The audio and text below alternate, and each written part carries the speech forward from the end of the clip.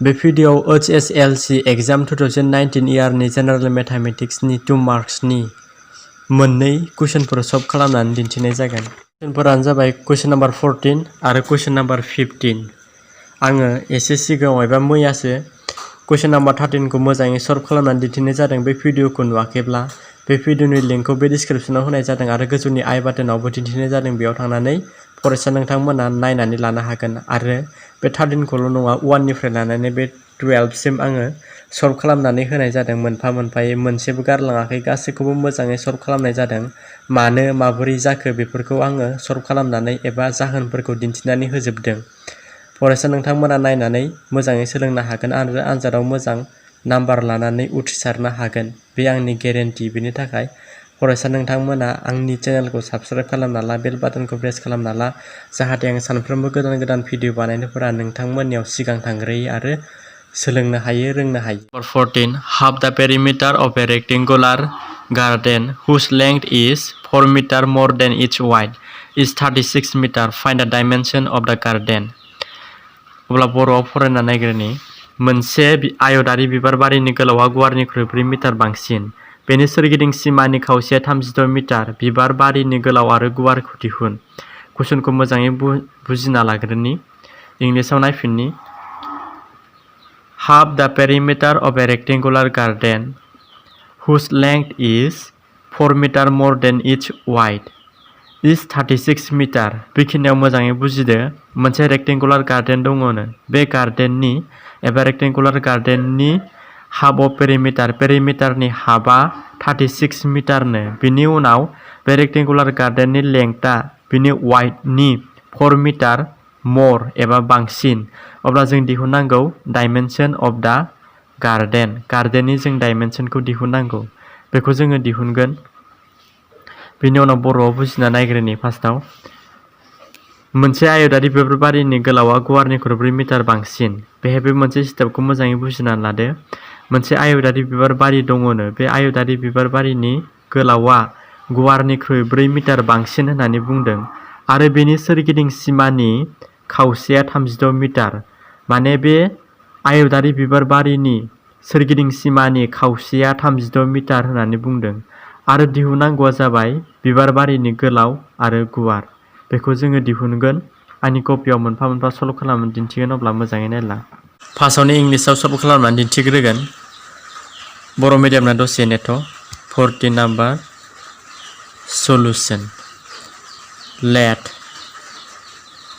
Wide of a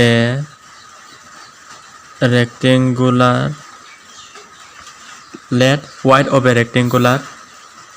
garden is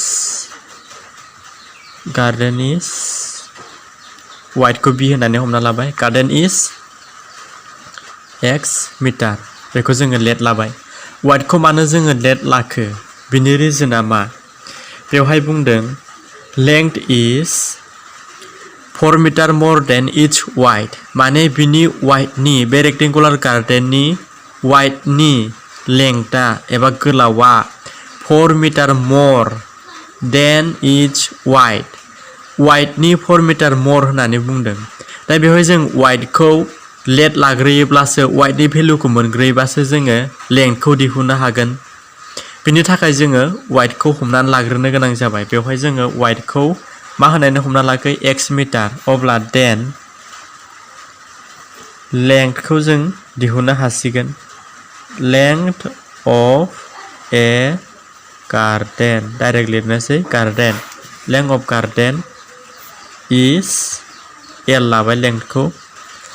मा जागोन? बेहाय वाइडआ x मिटार नालाय बेवहाय बुंदों length of garden is 4 metre more than its width। वाइडनि 4 मिटार more। एबा जों बेहाय लिरनानै देखायनि आङो। Width plus 4 metre.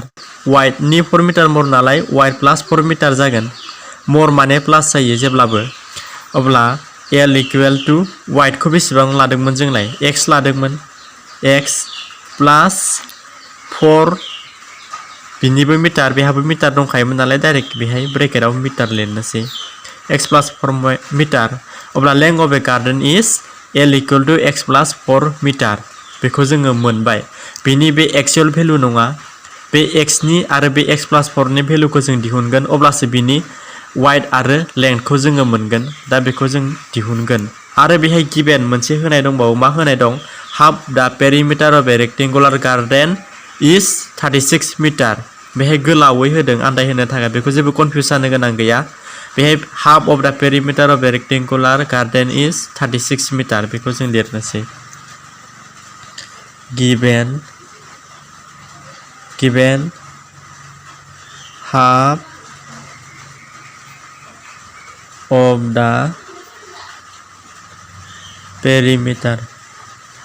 the perimeter is 36 we know that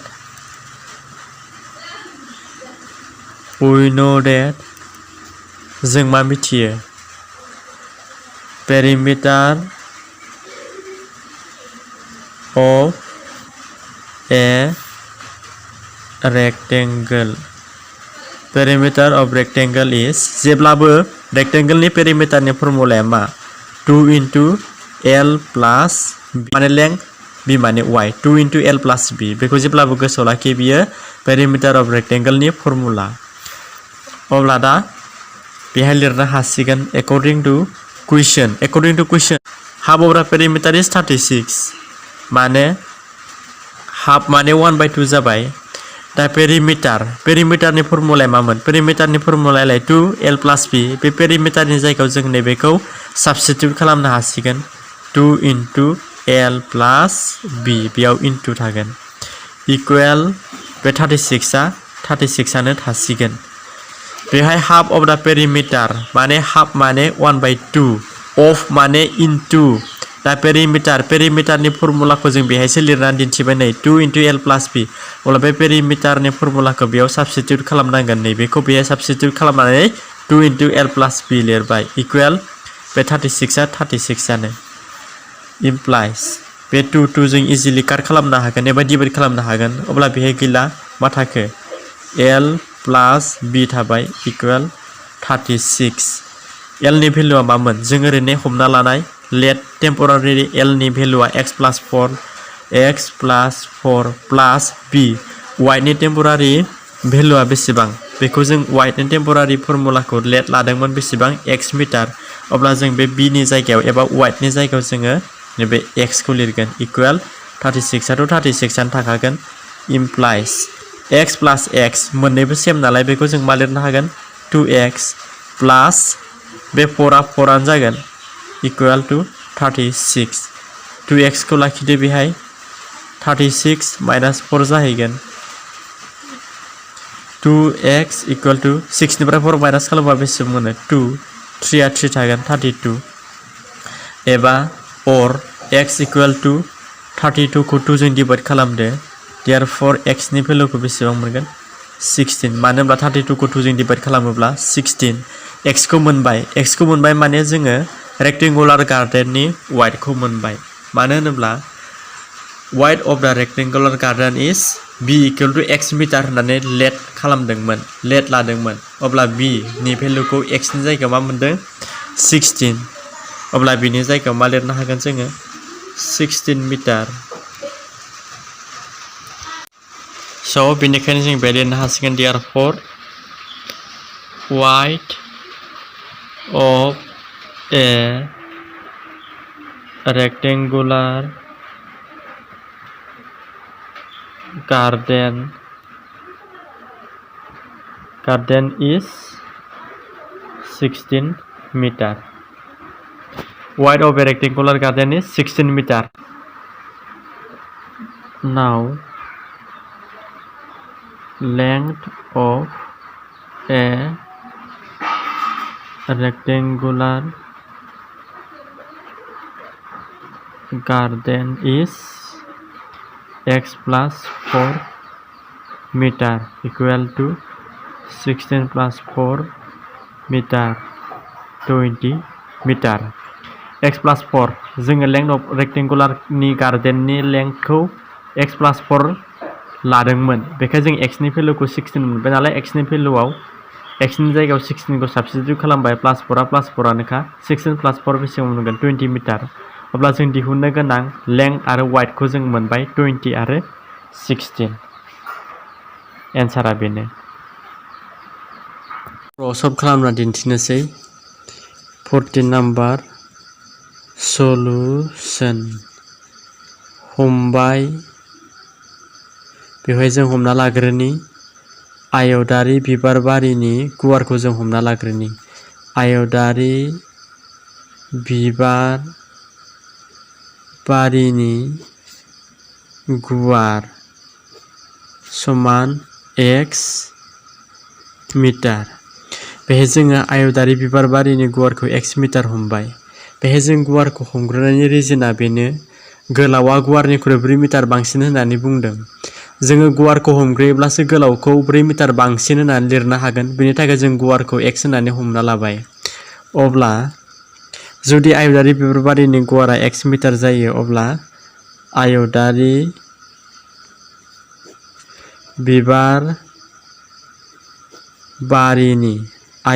बिबार बारिनि गोलावा जागोन x + 4 होल मिटार। मानो होनोब्ला सोंथियावनो बुंखादों बिबार बारिनि गोलावा गुवारनिख्रुइ 4 मिटार बांसिन। बेहाय जोङो बिबार बारिनि गुवारखौ x मिटार होननानै हमना लादों। अब्ला बिबार बारिनि गोलावा गुवारनिख्रुइ 4 मिटार बांसिन नालाय जोङो गुवारा x दाजाब गुवारनि 4 बाराखाय दाजाब 4 होबाय। बाराखाय दाजाब जाबाय। जुदि खम जायोब्ला माइनास जागौमोन। अब्ला गुवारनि माना x नालाय दाजाब 4 x + 4 मिटार गोलावा। अब्ला दायो होनाय दङ। मा होनाय दं जों बेखौ लिरना लानि। होनाय दं नै कुइसनाव नायफाम। बेनि सोरगिदिं सिमानि खावसेया 36 मिटार। बेखौ होनाय दङ। सोरगिदिं सिमानि खावसेया 36 मिटार होननानै होनाय दं। बेखौ जों लिरनानै लानि। आयतारि बिबार बारिनि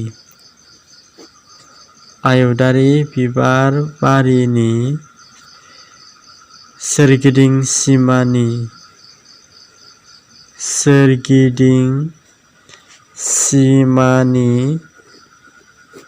खावसेया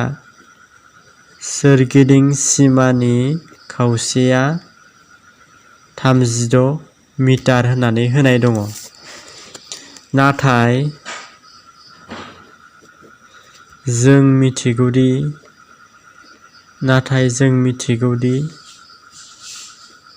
जों मा मिथियो आयतनि सोरगिदिं सिमा आयतारि सोरगिदिं सिमानि फर्मुलाया 2 * लावथाइ दाजाब अरथाइ। L माने लावथाइ B माने अरथाइ। बेखौ जों गोलाव लिरालासिनो डाइरेक्ट जोङो सर्ट फर्मआव लिरबाय। अब्ला जों बे LB लावथाइ माने गोलाव नालाय जों बे कमा L होनो हायो। बेखौ गुवारखौ B होननानै हमना लाबाय। अब्ला दा आयतनि सोरगिदिं सिमानि फर्मुलाया 2L + B। बेखौ जेब्लाबो गोसोआव लाखि।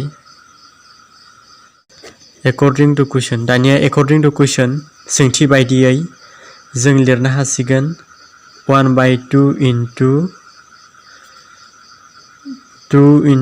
* L + B = 36। बेवहाय मोजाङै बुजियाखैबा नाय 1/2 * 2 * L + B बे मानि थाखाय फैखो होनोब्ला नैबेखौ बेहाय फज'नाय जाबाय। आयतारि बिबार बारिनि सोरगिदिं सिमानि खावसे। बे बिबार बारिनि महरा मोनसे आयत महर। एलायनो बेयावनो आयतारि लिरखादों। बे बिबार बारिनि महरा आयतारि महर। अब्ला बे आयतनि सोरगिदिं सिमानि फर्मुलाया मा होननानै लिरदों 2 * L + B। बेखौ जों दानि बावसो लिरदों। 2 * L + B आ आयतनि सोरगिदिंनि फर्मुला। अब्ला बे मोनसे बिबार बारिया मोनसे आयत नालाय अब्ला बे मोनसे बिबार बारि आयतनि सोरगिदिं सिमानि जायगायाव नैबे 2 * L + B बे फर्मुलाखौ जोङो फज'स्लायबाय। आरो इनटु सानजा बे खावसे 1/2 माने खावसे नैबे खावसेनि जायगायाव जोङो नैबे 1/2 खौ होबाय नि होनाय लोगो लोगो जों सानजाबखौ होनो गोनां जायो बेहाय आयतारि बिबार बारिनि सोरगिदिं सिमानि खावसे होननायखाय जोङो 1/2 * 2 * l + b बेखौ लिरनो गोनां जाबाय समान 36 बेखौ होखानाय दङ नै 36 माने बेयाव बेबायदि लिरदों आयतारि बिबार बारिनि सोरगिदिं सिमानि खावसेया 36 मिटार बे आयतारि बिबार बारिनि सोरगिदिं सिमानि खावसेयाव जोङो 1/2 * 2 * l + b बेखौ फज'बाय समान बे 36 नालाय बे 36 खौ जों बेयावनो फज'बाय अब्ला दा जों बेखौ सल्भ खालामनोसै बे 2 जों 2 दानजायो अब्ला बेहाय मा थाबावखो बिथिंजाय आगसि फारसेथिं l + b थाबाय समान बे 36 आ 36 थाबाय बेनि उनाव जों l माने लावथायखौ जों बेसेबां हमनानै लादोंमोन x + 4 जोङो बे x + 4 खौ बे l आव फज'नोसै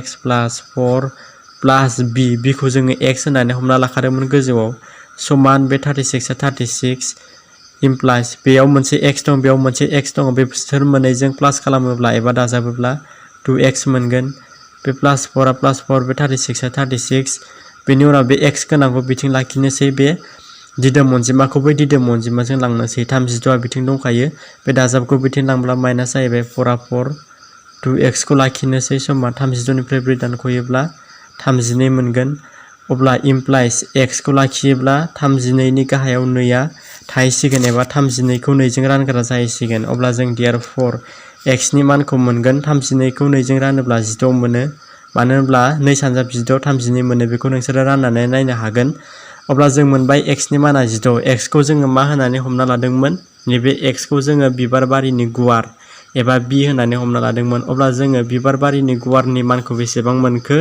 16 मिटार मोनबाय मानो होनोब्ला x = 16 मिटार मोनदों x = 16 मिटार माने आयतारि बिबार बारिनि गुवारा 16 मिटार एबा 16 मिटार जोङो बे गुवारखौ एबा x नि मानखौ मोनबाय नालाय जोङो बे x नि मानखौ बेयाव फज'नानै जोङो गोलावखौबो दिहुननानै लानो हासिगोन अब्ला जों बेयाव लिरनोसै therefore जुदि x = 16 जायो जुदि x = 16 जायो अब्ला आयतारि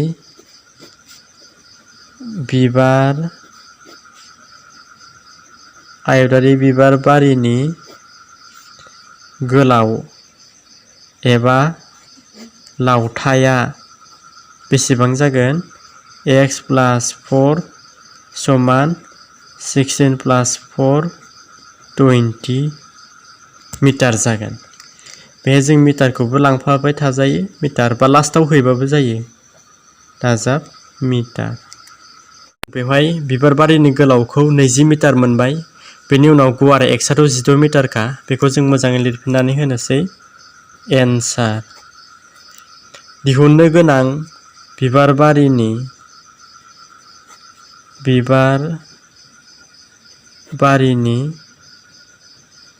गुवारा समान नैबेमोन गुवारा x = 16 मिटार आरो दिहुननो गोनां बिबार बारिनि गोलावा दानिसो दिहुनना मोनदों 20 मिटार बिसोर मोननैयानो एन्सार एबा दिहुननो गोनां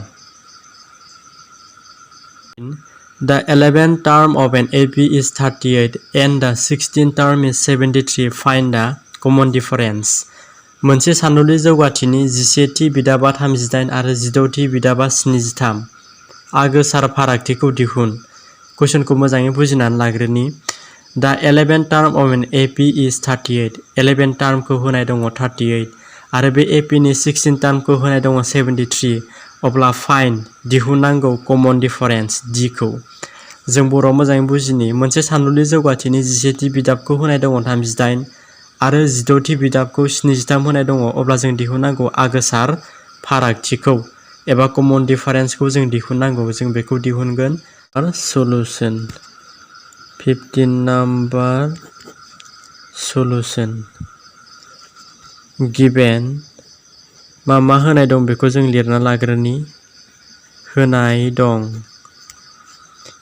A11 equal to 38 A16 equal to 73 and D equal to question mark बेवहाय A11 माने 11 टार्म नैबे 11 टार्मखौ होननानै बुंदों नैबे 11 टार्मखौ A11 लिरनो हायो is 38 होनदों नालाय equal to 38 लिरबाय बे 16 टार्मखौ A16 लिरबाय equal to 73 एबा बर'आव 17 बिदाबखौ A11 लिरनो हायो 38 होदों नालाय A11 equal to 38 आरो 16 बिदाबखौ 73 होदों नालाय बे 16 बिदाबखौ जोङो A16 लिरनो हागोन equal to 73 लिरनो हागोन बेनि उनाव दिहुननांगौआ जाबाय आगोसार फारागथि एबा कमन डिफारेन्स बे कमन डिफारेन्सखौ जोङो डाइरेक्ट D जों दिन्थियो बे D सिम्बलखौ जोङो लाबाय एलाय नैबे D equal to question mark जों बेखौ दिहुननांगौ नालाय दा जोङो फर्मुला बायदि लिरलांनोसै बा सल्भ खालामलांनोसै we know that जों मिथिगौ दि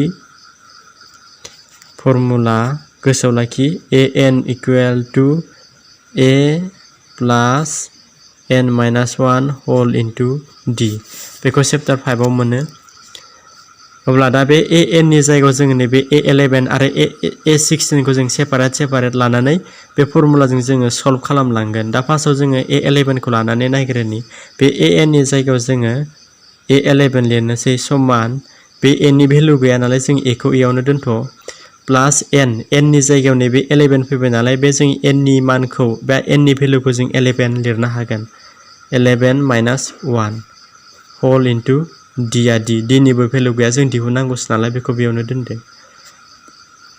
A11 खौ होनाय दङ 38 जोङो बे A11 नि जायगायाव 38 खौ साबस्टिट्युट खालामनो हागोन A11 नि जायगायाव जोङो 38 खौ फज'स्लायनो हागोन बा साबस्टिट्युट खालामनो हागोन बेनो बे a प्लस 11 निफ्राय 1 माइनास खालामनो हागोन माइनास खालामोब्ला 10 into d 10d बेखौ जोङो उल्थायै बेलथायनानै होयोब्ला or a plus 10d equal to 38 लिरनो हागोन उल्थायै बेलथायना होबाय बेखौ जोङो मोनसे इक्वेशन 1 लानोसै मानो होनबा जों बेखौ जेबो सल्भ खालामनो हाया अब्ला दायो जोङो नेक्स्ट नैबे A16 खौ नैबे an नि जायगायाव बा नैबे फर्मुलायाव लानानै जोङो सल्भ खालामलांना नायनि n आरो A16 equal to a आथ' a आनो थागोन नैबे a आनो थागोन प्लास n minus 1 नैबे n नि जायगायाव नैबे 16 जबाय नालाय बे n नि जायगायाव 16 खौ